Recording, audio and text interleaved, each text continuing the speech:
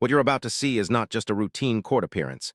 It's a moment where one decision, one test result, and one explanation changes everything. In this case, the People versus Taylor Byer, a defendant on bond, stands before the judge insisting he did everything right. Yet a cocaine-positive test tells a very different story. The defense asks for time. The judge asks hard questions. And buried inside a $30 confirmation test is the difference. May I please the court, Your Honor? Attorney Damien Cash, P number 85852 on behalf of Mr. Taylor Byer, who is approaching the podium, Your Honor. Mr. Byer, state your name for the record. Your name? Taylor Byer.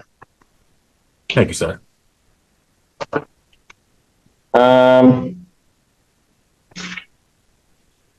What were you looking on doing with this?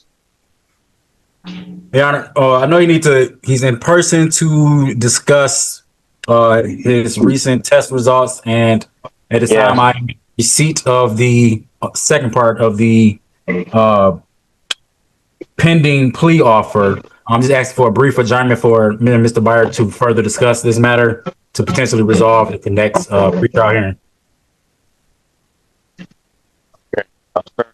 Giving this to October 15,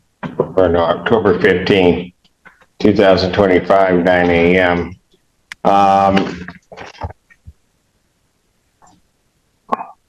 Would that be via Zoom, Your Honor? You have his latest progress report? I do have his latest progress report, Your Honor. All right. What did you want to say about it? Because I'm trying to figure out, you want to explain the cocaine? I've been doing everything. Mr. Allen. Huh? I've been doing everything I'm supposed to, and I do not know how that happened. I don't know if there was like residue or something. I don't know. You don't know if what? I've done nothing there. Well, you said, I don't know if there was what? This is the turning point of the hearing. The judge is no longer listening casually. This is active credibility testing. When a defendant suggests cocaine entered their system through touching something or residue, that explanation raises immediate red flags in court.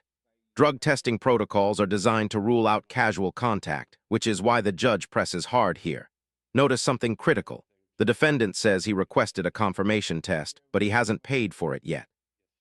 There was like something I touched or something, so I know that can be something that can happen, but I've been doing cocaine in your system?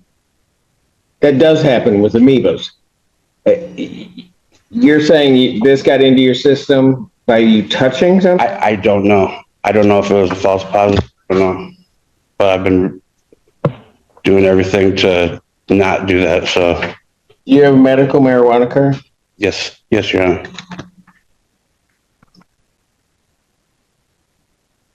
Did you ask for the test to be sent out? Yeah, I'd like to get it. Did you ask for it? Yeah, I found out. Yes, I did. Did you pay them for the confirming test? I didn't pay it yet, but I told them I wanted to get it sent out. My community corrections. When did you do that? I just got back here from Traverse City. Like I drove here 4 hours to get here. Okay, but when did you tell them you wanted the confirming test? I talked to Maya yesterday about it.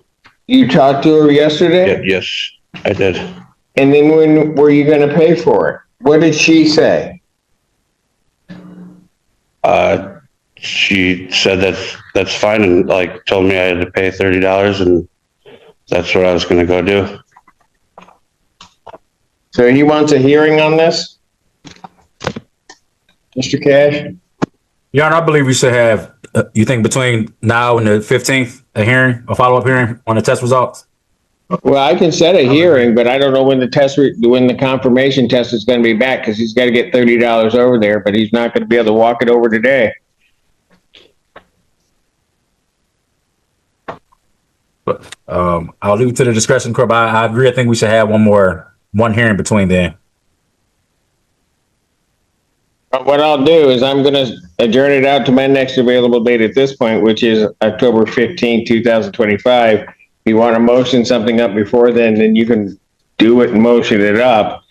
But I'll also set on that date the pretrial and a bond violation hearing.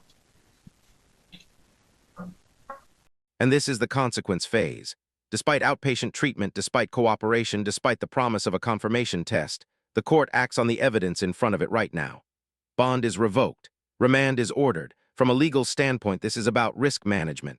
Judges are tasked with enforcing compliance, not betting on future explanations. The broader takeaway is simple but powerful. When you are on bond, the burden is entirely on you, financially, procedurally, and immediately.